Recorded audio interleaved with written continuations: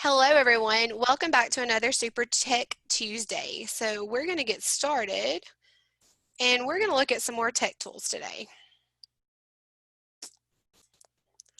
And I know we're going to get through a lot of tools today, but what I want you to concentrate on is thinking through what are maybe 10 tools that we have talked about over this course of this month that you can use in your classroom.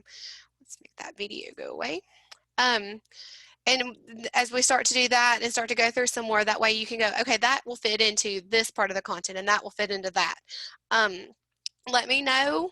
You've got my email address. You can find me on Twitter. Let me know if there is, if you have a question, or if you're thinking, okay, well, I teach this. How can I integrate some tech things in there? Because we've got something in that toolbox we can hit too. So don't worry about that. Before we get started, like looking at more tools, we just kind of touch base and review some of the foundation. We've got the Bloom's Digital Taxonomy, but also SAMR.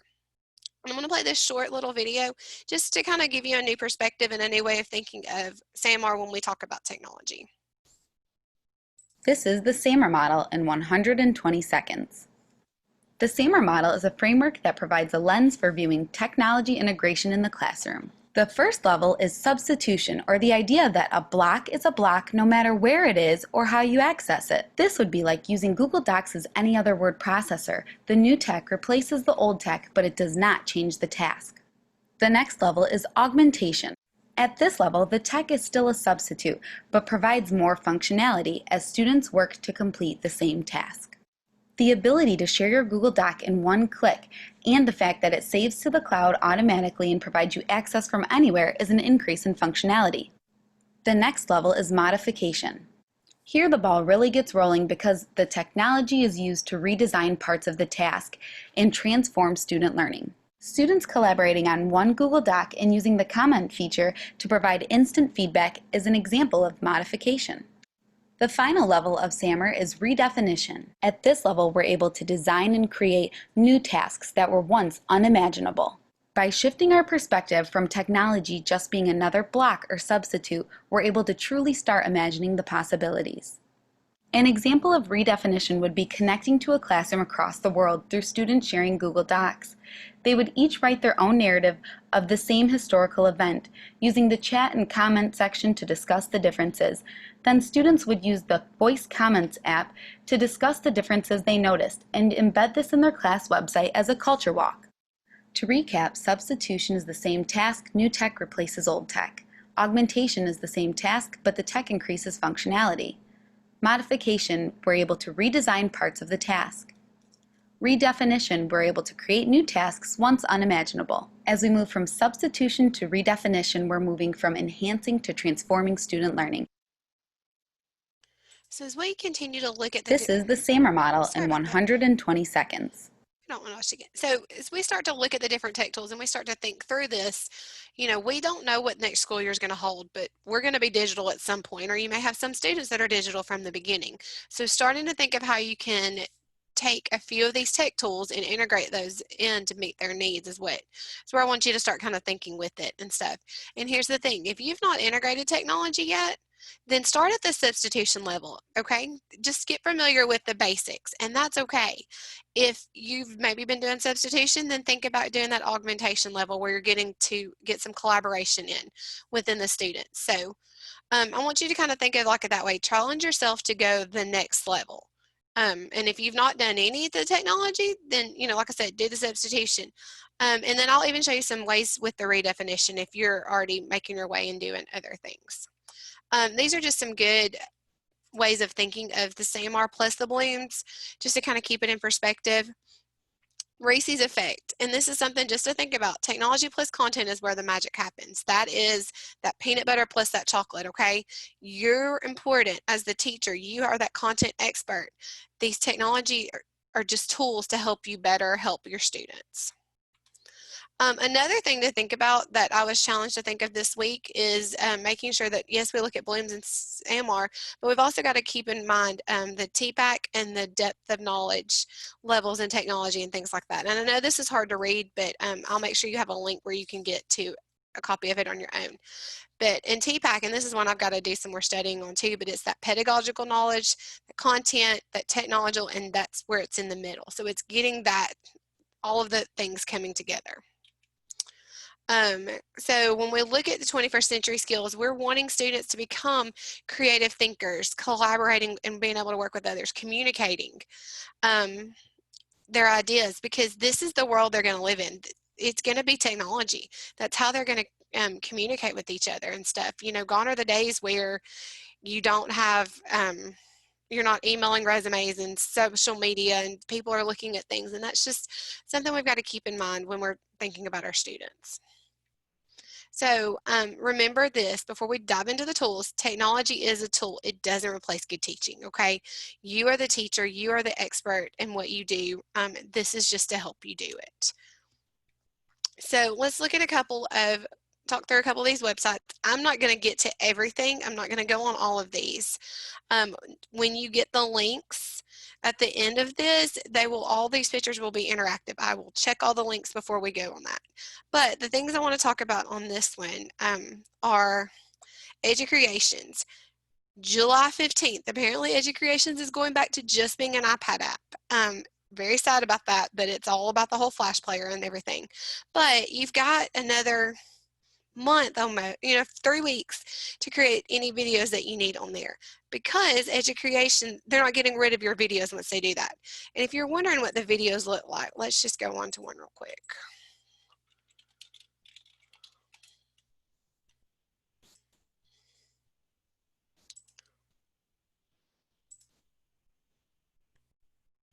So we'll do this one. So this is something I created within the thing, but it's showing the kids. In the story, The Very Hungry Bee, it's showing the kids how to fill out something. So think about the digital thing that you're doing, especially with math and how to fill out things, and you're wanting to provide an example of how to do that and how to get that filled out. So that is just something to kind of think about. That's why you would use EduCreations. You're creating on that little reminder videos, especially like with math, on how to do the regrouping and things that you may have taught them, and using that vocabulary. So then, if they're at home trying to figure it out, they're able to do, oh, that's how she taught me. That's how she showed us how to do it. And it's just a little reminder for them. It's really easy to create and really easy to do things with that. I think Jamboard's going to be the thing that replaces it, and is that the tool that we're going to be able to use if you're a Google school. And that's something we're going to look more at, hopefully at the end of this session. If not, we will next week. Canva. Canva is a graphic place, and it has tons of different things. But what I want you to bring to your attention is Canva for Education. So you can register now for free, and they ask for some kind of something. You fill out the application. We'll just click on it for a second. Oh yes, because I'm in my personal Google account. So you would have to log into your personal Google account with it and log in with your Canva. But what it is you are you're basically proving that you're a teacher, but you're getting the premium account and access on the Canva with that. So just something to take a look at that. Canva is great for just different graphics and things that you can do with that. So gone are the days of making posters where you have to, three-dimensional posters. You're actually able to do it on the technology thing. And that's a way of getting into that modification and redefinition, where the kids are creating something, maybe a book they read, or a theme of a different, not the themes of the different novels you're studying. Maybe it's reviewing history, or applying a math skill to a real world concept on it. So that's just kind of something to kind of keep in mind with that.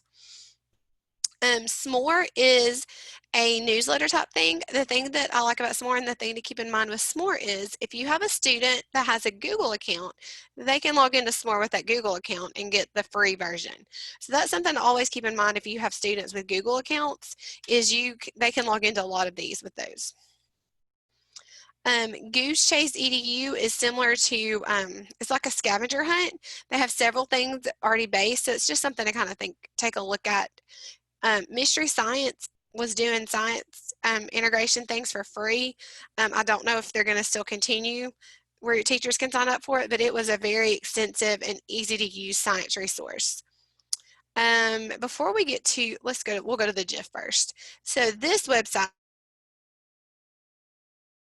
you know, you see presenters put different things in there all the time, and you're like, where did they find that at? It's a website called Tenor, and I'm hesitant to pull it up because sometimes you don't ever know what you're going to get on GIF website. So just be careful if you use that in class, but these are where you find those at. So it's Tenor though, and we'll make sure to put that in the chat for you. Wakelet. A question came up last week about working on more how to organize things and tools and getting these into one set toolbox kind of thing. And so Wakelet is something, and it's been around for at least a year, but I'm finally having time to play with it myself and kind of seeing how to use it with different things. So Wakelet though is just, it's kind of similar to S'more, but it's not. And so it's just real easy though. So like this is one, we'll go to this one.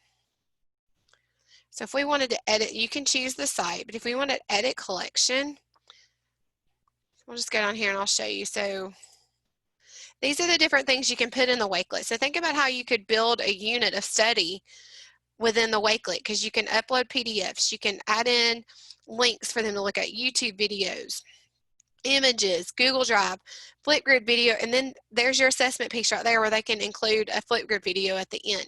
So you've got tons of different ways within the Wakelet where you can build that unit of study, and then it turns into a link that you could share on your Google Classroom or your other learning management system. So this is one thing to kind of take a look at and see. It's, you know, it didn't cost anything to sign up on. It was really easy to kind of figure out and just kind of play with. So and you can invite other people to collaborate with you on it. So if you wanted the kids, you know, maybe you're a team teacher together and you've got somebody doing language arts, somebody's doing math, or somehow, you know, whatever your family is, and you're building one of these together, or maybe all the language arts teachers are working on these to where you add in all the YouTube links and this person adds in the pictures and PDF documents, and you're building this together. Work smarter, not harder. Y'all, we're teachers and we've got to rely on each other, but this is just something to kind of think about on how you can do that. They have plenty of tutorials and things on how to do Wakelet, but very easy to do. Like I said, it's been in that toolbox and that, you know, thing I've heard about for a year now, and just finally this summer had time to go, okay, let's just play with it. So that's one that if I were building my toolbox in your thing, I would put Wakelet in that toolbox for sure, because you're looking at things you need to be able to do and to share with your parents.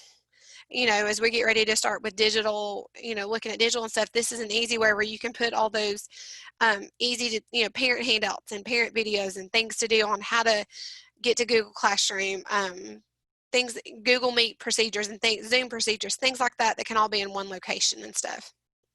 So that's one I would make sure to add to the toolbox if I were, you know, building a toolbox right now. Toolbox of tools. So let's look at a few others. Skype in the classroom is a way to interact with other people, and that redefinition thing that we talked about. Flipgrid has a bunch of those places as well, with grid pals and classrooms you can connect with. So that's just something to kind of keep and look with that. Tall tweets.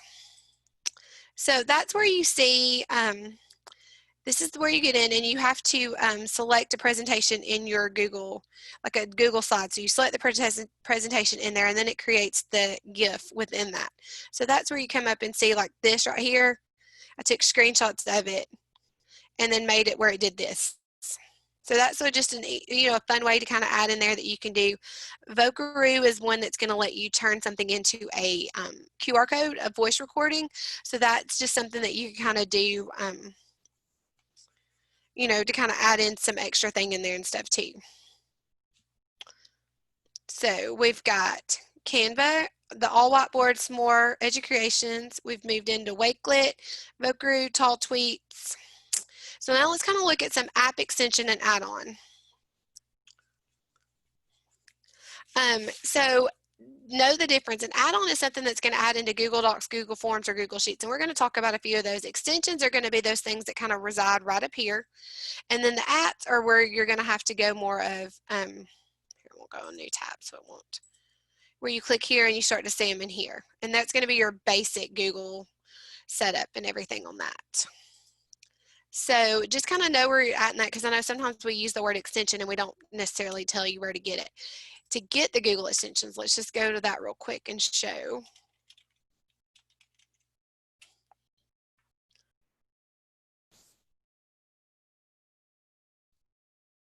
That's not the Google Store. I want the Google Play Store. Used to come up.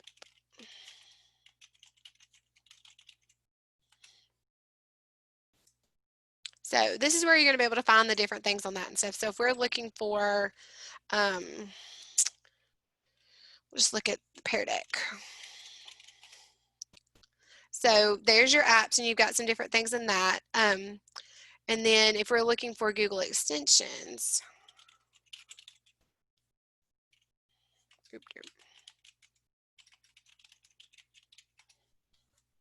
so the chrome.google.com, come on. So Chrome Web Store is where you're going to look and stuff, and then like Pear Deck has an option to be able to add that to Chrome and stuff. And we're going to do some more with Pear Deck next week, but that's another tool. The more I've seen the functionality in it, that I would make sure to add in my toolbox as well. Just with this, you know, thinking through the digital thing that we're going to look at. So these are some to help with YouTube. These are probably going to be more of what you're going to need in the classroom, but it's something that I would help maybe share with parents, especially this one right here, because parents aren't going to want, you know, if you showed their kid a YouTube video, they're not going to want their kid to be able to click on the ads and different things like that and stuff. So these are some that you may want to share with parents, because if you're, you know, like I said, if we're looking at the digital thing, then they're going to want to be able to do those extensions and things at home. And these are just some extensions. Like I said, you would look in the Chrome Web Store for them, and you would add those onto your thing, and they're going to reside right up here. Here are some other extensions, and we're going to look at Google Keep. If you're not using Google Keep, you should be. This is another one of those tools, and you know, like I go to these conferences and things during the summer too, and you get this long list of tools, and you're like, okay, I've got to pick out the ones to do. Well, Google Keep is one to add to your list that I would make sure to kind of keep up with it, because there's several things you can do with Google Keep, and I'm only going to show you a couple. So this is my personal Google Keep, and I have both of them on my computer. Certain things I like about Google Keep, we'll just show this as one example. See this little extension up here? So I'm able to click right here. Come on. Okay, sometimes it doesn't like in there, so you have to go over here to your extension, and you have to turn it off and then turn it back on, kind of like a refresh. And then once you do that, then you can go up here, and it's saving it now. And then you can create labels. So I've got, this is from when I took notes last year, and then webinar notes, and you're able to take notes on there and stuff. Maybe it's a website you want the kids to look at. You're able to title it, please take a look at this and let me. Maybe you want to send a website to your colleague. So gone are the days of having to bookmark everything and having this long list of bookmarks, and you're sitting there going, how in the world do I remember what to do with those? So now if I go over here, let me refresh it. So these are the ones pinned. Let's go down under my pinned ones. Okay, hold on, let me load it, let it load. So there's that one that I just did, and I pinned it right there, and it's done. So you can add bunches of different these in there and just kind of keep up with stuff. You add the labels over here. So I wanted to add a new one, create a new label. If I wanted to do maybe just, so those are like new sites, kind of like you're thinking about Pinterest board. Here's another thing where, and I can send you the link on where to get these cute little banners and stuff too. But the one thing I like about to-do lists and stuff too, so like on this, you're able to, let's just start a note. So let's take a note. Things to do. And I can go down here and add check boxes. Grocery shopping. Finish lesson plans. Call the vet. So you got these little things right here. You're just kind of going through. You can decide it to pin. This does have an app that you can have on your phone. So that helps you to stay organized. Think about this as like a special ed teacher, having a list of IEP, like a running to-do list for IEPs that you have to get ready. So that way you're reminding yourself each time, and you can go through and click them off and then unclick them for the next meeting. Maybe you're grade level leader and you want to keep, this is your agenda for the thing. But another thing I like about this, so you can invite collaborators on there and add people to do it, but you can also copy it to Google Docs. So you've got some options with that with students and stuff. But look right here, you can do remind me. So maybe I want to remember to do these different things, and you've got the reminders on your thing with the to-do list on that. So you can add that to reminder, and it'll send you a reminder back on your calendar, and it works within your phone as well. So that's a good thing to kind of keep up with. Another thing is if you are taking pictures on, like with the phone app, you can take a picture of something, maybe you wrote notes with things, and then it will translate it into writing on the website. It'll translate it into type when you're on here. So think about kids that you're having to share things with. Maybe they were out for a day and you need notes and stuff. This is a great way to do this. This is that kid that has trouble staying organized, you know. And here's the thing, if you're a Google school, you've got Google Keep within there. So that's just something to kind of take a look at and make sure that you've got able to do on there, because that's something that you can teach that kid to show organization skills and to help them with that. And that's going to help them in life, because Google Keep is something they can use, you know, even as an adult. But that's also something just as teachers and stuff. So that Google Keep is just, it's got so many things it can do with it. I like the app, the versatility with it. There's an auto recorder part on the app. So if you're that administrator or that collaborative teacher and you're walking around, you can take voice notes and put them into a certain file. So when you get back to your computer, you listen to that voice note and it'll translate it. So there's so much you could do with Google Keep. So that's just something I would play around with, because we're going to have a lot thrown at us as this year keeps going, and you want to make sure that you have options and to keep yourself organized. Okay. All right. So here's some other extensions and everything. The URL shortener is just, you know, sometimes you get that really long link when you're doing Google Docs and stuff, and you want to be able to shorten it somehow on that. Tiny URL and Bitly are another ones you can use on that. That's what I use. One tab helps you with keeping all your tabs together and stuff. And here's something I learned that I didn't know about. So say you're in a Google Meet with your kids and you want the calendar, or you want something to stay, you want your Google Drive to stay where you can keep up with it and stuff. You can go over here and right click on it and click pin, and it's not going to stay right there on your thing, and it's not going to go away. So you don't have to worry about accidentally collapsing it or something. So I thought that was pretty cool. Kahoot, there are several extensions that you can do within Kahoot in order to help the kids, especially if they're on Chromebooks and things. This one changes the numbers for the things on this. Kahoot has also come out with several updates that are going to work good with Google Classroom. So they are constantly working on helping teachers be able to do more things with Kahoot. Something to think about with Kahoot, if you haven't looked at challenge mode, I would look at challenge mode, because challenge mode is a student-paced student-paced way of doing Kahoot. So it's a way where students can do the Kahoot at their own pace and finish it out. So then you're not having to, they're still competing with each other, but you're not having to do it competing in like a whole big class and stuff. So it's just something to think about like that. Quizlet is another online way of doing things. Just a simple way of organizing just some different games that they can kind of play, because that's something the kids like to do. Here's some more extensions. Remote for slides. Love it. It turns if you have an Android phone, love it. If you don't have an Android phone, you might not like it, but it turns your phone into the clicker. And so this is linked to, I'm going to put a link on there. So it's a YouTube video of how to install it. But what it is you'll install it into, and I think I've got it on this one. You'll install it into your Google Extensions and have the app on your phone, and it will give you a code to listen to, and so that links it up there. Just be careful when that code pops up that the kids don't see it and catch on to what you're doing, because I would hate for them to be able to control your your thing. I would hate for them to be like, oh, well, I can do that and stuff. So you don't want them to do that. Screencastify. This is another one that I would add to my toolbox if I didn't already know how to do it, because it's going to help you in the digital learning thing. And let me see. So here's an example of a Screencastify. See if it's going to play.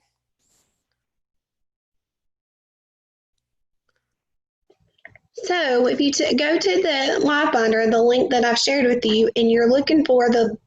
So this is just recording on my screen. This is what I did with that. So you can think about videos for fluency binders, fluency passages. You can do math problems that you have on there and showing the kids what to do. Maybe you need to start off by showing the parents on how to log into Google Classroom or whatever learning and management system you have. How to build, how to get into the YouTube, or how to do, any how-to videos. That's something you can do with that. I've seen teachers use it for reading, like grammar passages, because instead of reading it aloud to the kids every day, they were able to record themselves. So then, in the classroom, it's kind of like giving another teacher. The kids can go and listen to their recording of that and answer that thing on their own, and it's not taking up class time with that. So there's just different ways you can do with that. Some school systems are looking at purchasing a school-wide screencast device, so then you can record for longer than 5 minutes. But that's just something. But that's one. It's going to install in this extension on here, and it walks you through how to do it, but it saves everything to your Google Drive, which is neat. Here's a couple of other things on here. We're going to hit Pear Deck more, like I said, next week, so we'll come back to that. Kimi is one within PDFs that it gets you, and it lets you show, it lets you edit PDF documents and save it in there, so that's a good way to help with editing different things and opening up documents that students may have trouble with. Okay, stop-go animation. This is something the kids loved, and this is one of those that this could be one of those projects just to have as ongoing. This is going to link you to a YouTube video to show you how to do it, but I'm going to show you an example of the student that I did. I had peer buddies last year, and so these peer buddies worked with my kids and helped create these projects.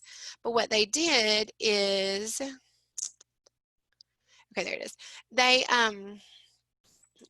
They did it, and they did it on their own. So it was just a way of building it. But all I showed them was that video. So once they get it created, and you see, like, there's tons of slides in there, and the video shows them exactly how to do it. But this is what it looks like when it goes in there. And you're going to come up here to publish to the web, and the video walks you through everything to do. So have no fear. Start slideshow. So Control C, copy this. So here's the thing, where it says this 1,000 right here, you want to go down to 75. This is the big thing to remember. So now,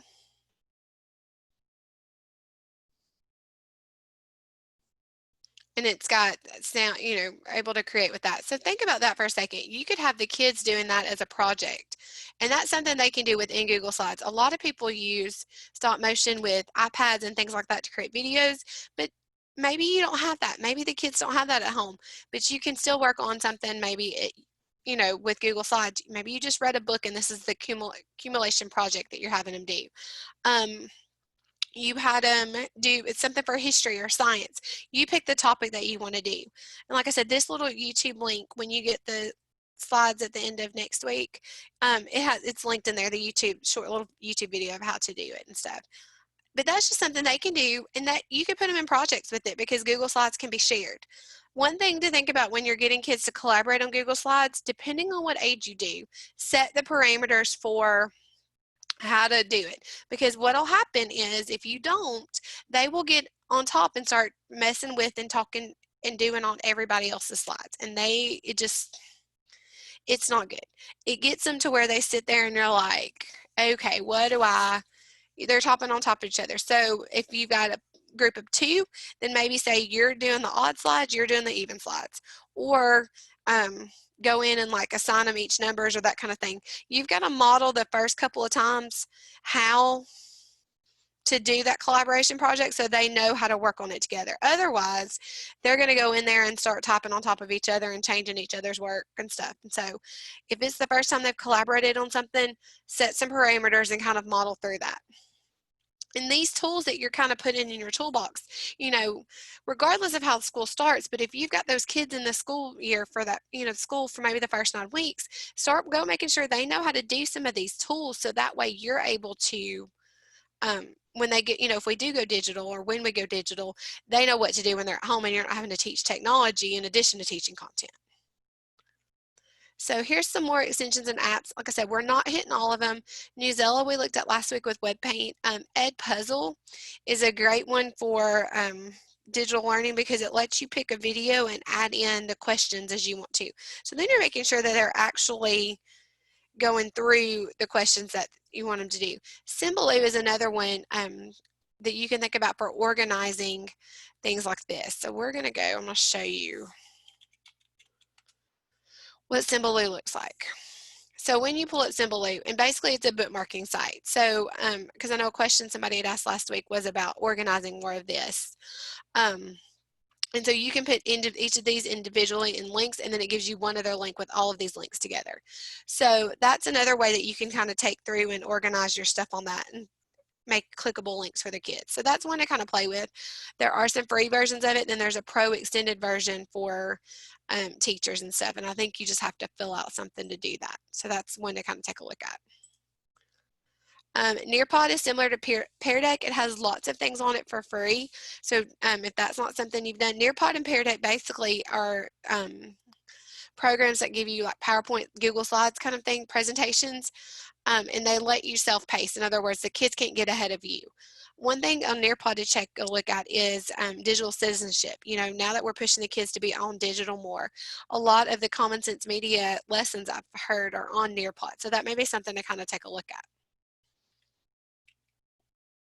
These are just some more add-ons, and these are add-ons that work in Google Docs. So I'm going to kind of demonstrate what one of the add-ons looks like. And just remember, don't stress about all of these links because you're going to leave next week. I'm going to show you where I'm placing all of this on the web for you to get a hold of. So let's look. So this is just a lesson, copy of a lesson activity that I did because I had some kids who didn't have as much technology or have as much Wi-Fi as some of the other kids did. So I tried to make different things that they could do each week so the parents would have some low-tech opportunity things as well. So the add-on that you got from the Google Chrome store installs right here, and I'm going to pick Classic.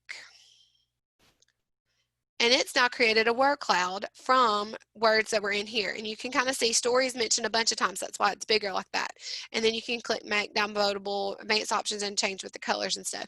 But think about this as a way of, you know, maybe the kids have written a paper on something in there, or maybe you're sharing them a story to read, and they're able to use this add-on in order to make a word cloud from that. So that's just a way of looking at this one within Google Docs. And there's several different add-ons that you can do depending on what age you use. Depends on what, you know, add-ons you want to look at and stuff. So that's just something, if you want to look more on add-ons and stuff, we can look at some of that kind of stuff, and I can kind of direct you to some list of where some people have, you know, shared their add-ons.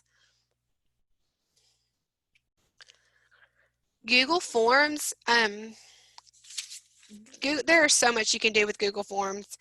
We could honestly spend a couple of hours just on Google Forms. But one thing to think about with Google Forms is you're doing that.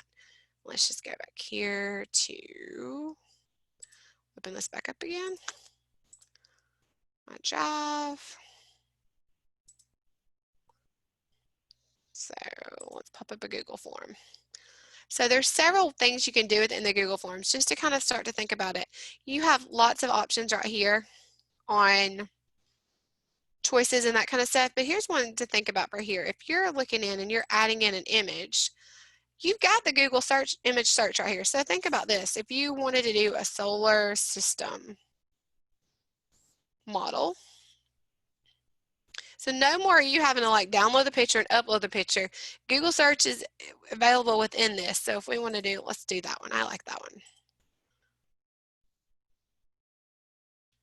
So there's that picture inserted in there, and then you can add a question underneath. So solar system quiz. We can go down, we can let's move this one up. So, and then if we wanted to add a question underneath it, but then you also can add, when you're doing it here, you can add images here. So if we go over here and we wanted to do Earth.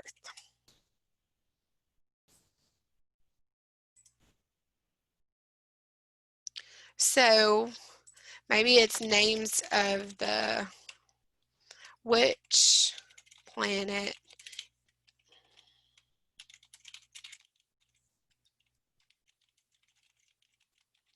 and so think about your students who have accommodations and you're able to give them picture things with words on there to kind of match and stuff. So that's just something to think about too. You can also do answer keys within this now. Just pay attention if you're doing answer keys to make sure, like for spelling and stuff, you may have to go back and help out on that and stuff. So there's lots of things you can do within the Google Forms. You can add in the video. Maybe you want them to watch a video and then do a response as part of it and stuff. But this is another way to build you know, you're not like assessments and stuff to be able to digitally do it. One thing, and I too on that is, I think on settings, presentation, so that you can turn it into a quiz on there. But another one is, and I'll have to find it, there's a way where you can do, you can get a paper copy of it as well. And so I will find that and make sure to put maybe here, oh, look, print. So you're able to do a print paper copy of this as well and save it as a PDF. So think about that student that maybe doesn't have the technology. You're still able to do it, create things one time, and you're not having to do a separate test for them and a separate test online and stuff. So there's lots of options with Google Forms. That's one that I would make sure is in your toolbox, especially as we're looking towards being digital and everything, because you've got to assess, you know, we don't know where to go if we're not assessing the students. And this is going to be key this year because there's just so much that we haven't done yet. You know, and they left mid-year and stuff, so you're going to kind of just need to know where they're at and stuff. So assessment's going to be key this year, and this is a great way to be able to do that really quickly. And make sure you title it up in here. And here's the thing, look right here. If maybe you're in the process and you start some of these, star it so you can find it. Bookmark it so you know, oh, I need to go back to that one. So the only thing, another thing to kind of pay attention to is sometimes they auto-populate, sometimes they don't. So make sure you click up there to where they match on everything on that and stuff, okay? Google Translate. I had a parent last year that was having to have her older child write notes back and forth. Well, when she realized that she could text me in Spanish and I could use Google Translate to copy back and forth with her mind, it opened up a door because she was able to now communicate with me on her own. So that should be an app that every teacher has on their phone. It just should. And that's just a way to keep the kids doing, to keep that line of communication open with the parents in line, being able to do to open that door up so that they can communicate with us. One thing on the Google Forms is you can set it up, and like I said, we may spend some more time tomorrow, or next week, sorry, looking at ways too, because you can then set it up. If they answer this question, it sends them to that question. And another thing too, let me show this. Back to the drive.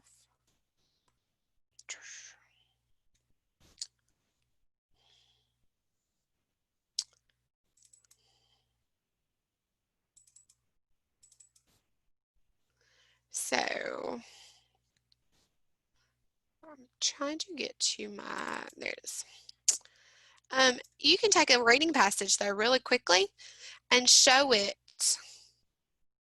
and change it to where it's accommodated and able to be done on the forms. So think about this, you know, when you had kids that may not could have printed out everything and gotten back to you, this is a way to take that passage instead of you having to go to much papers and turn it into easy to fill in. This gives you a link, you drop it in the Google Classroom, they can fill it out on their phones. So this makes it easier to where it's not always has to be done by a computer.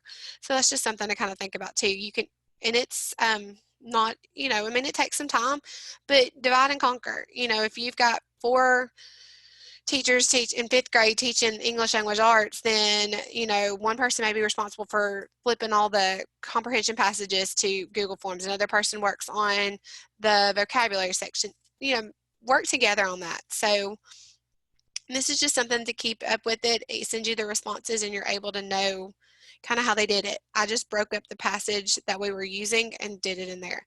A lot of teacher pay teacher, you know, authors and stuff, if you know, contact them and stuff, they'll give you permission to use a passage from that you created for your students. You know, if you can't give them the paper copy, to create it as that as well. So it's just a way to think about it. Google Drawings. Google Drawings is one of those that I don't think we use as much as we should.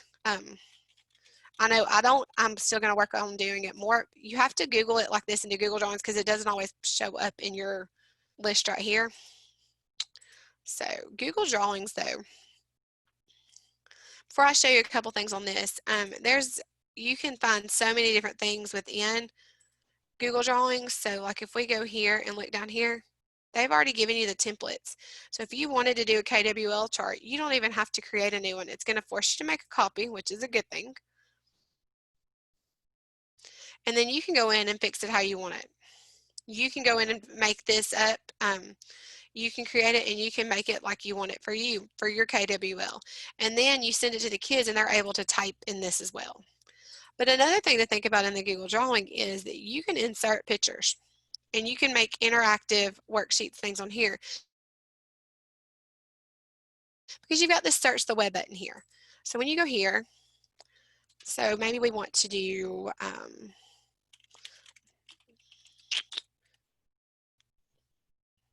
Alabama. Let's do that. So I want to do that one. Or even, let's do this. Let's do both of them. So it's got the pictures down here, and we're going to have, you know, anytime you do 2 pictures at one time, you've got to, well, they're locking them together. So let's only do one at a time.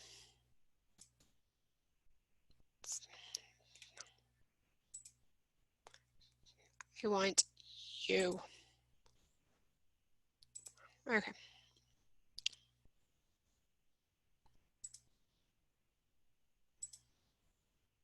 All right.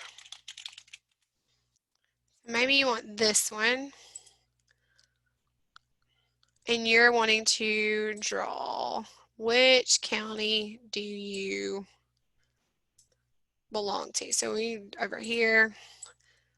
So I'm from the Madison County area. So you know, working on the counties and stuff, because that's something the kids need to know, so they can know, like with weather reports and stuff. But you can add any kind of drawings and stuff in here, and add that in, make it interactive, and add that into. It's almost making an interactive worksheet on it that they can collaborate on as well. You can draw different shapes and fill it with different colors, and then they're movable and things like that. So that's just something to kind of play with. I think I'm just now beginning to scratch the surface of what we can do with Google Drawings. But like I said, you've got the templates of the different, just to start with, if you teach, you know, language arts, of some of these kind of things to think about, they're already there. But that's just one to kind of play with, because there's a lot that can be done with that. So this is where we're going to end up today. We're going to kind of hit just some of this. I'm not going to be able to get to to all of them and stuff. I'm going to probably end on Immersive Reader. And Immersive Reader is something that I would take advantage of if you can. There's just so many different ways you can do Immersive Reader and so many things on that.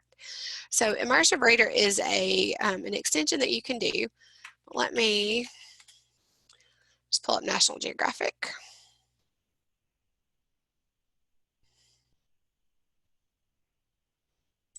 Here we go. We want that one. And then it's an extension, so I've got to go over here. Go away.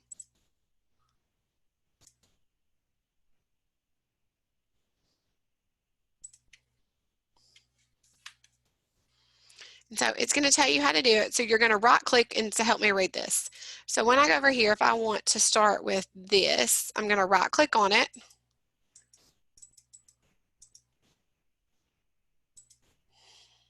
See, and it just did the word I highlighted. So if I wanted to do, hold on. Oops, I didn't grab that E.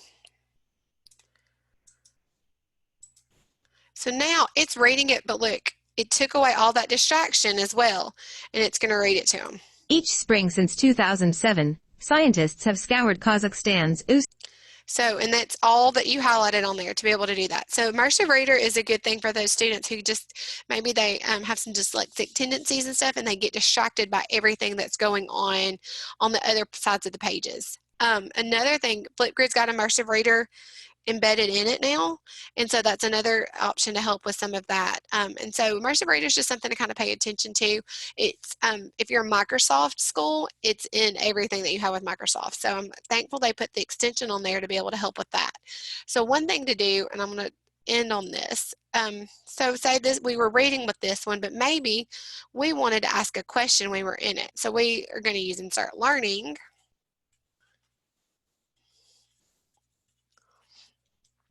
And we wanted to ask a question, and let's see, we're going to start it right here.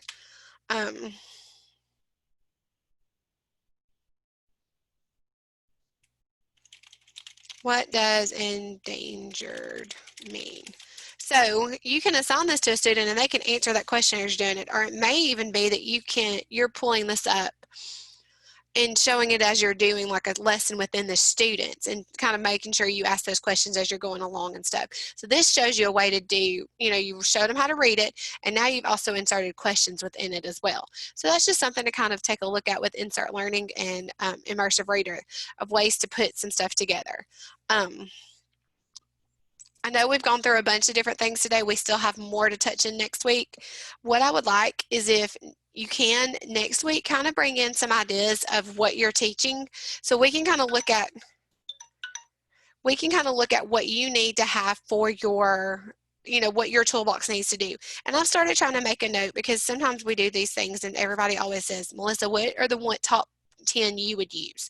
And so I'm gonna do a handout too of that, of these are the ones I would play with if I were you, to kind of give you some ideas to start playing with some of those and stuff. And we'll actually drop that into the chat during the Q&A portion of this webinar, just to kind of give you some things to kind of concentrate and kind of hone your focus of, if I can only research and look at a few, but keep the list of things to go back and look at, because maybe you get these down and then your coworkers said, well, I already know how to do those. Did you learn any other new things? And you can share some of the other things with them on that as well. We're also going to go through a couple of lesson ideas next week, and I'll show you kind of how some screencasts of how things worked with students, and just give you a visual of what some of that thing can do. But kind of bring an idea next week, if you can, of maybe a content or something you're having trouble with, so we can kind of look to make sure you have something that you can take back for your classroom by the end of all of these, because that's always my goal when we do these things. Is that you've got something you can take back and use in the classroom. And so then we can kind of get some more hands-on time. If I kind of know, well, I'm teaching 4th grade science and I need to know how to do it, something I can use for this. Melanie, do we have any questions?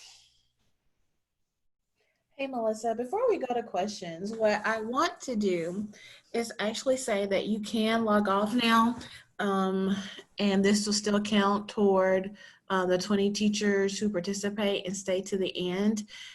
If you want to ask Melissa questions, please stay on and we will take questions, and you should be able to go ahead and go through your Thinkific piece and get your certificate and be done within an hour. I look forward to your questions. Thank you.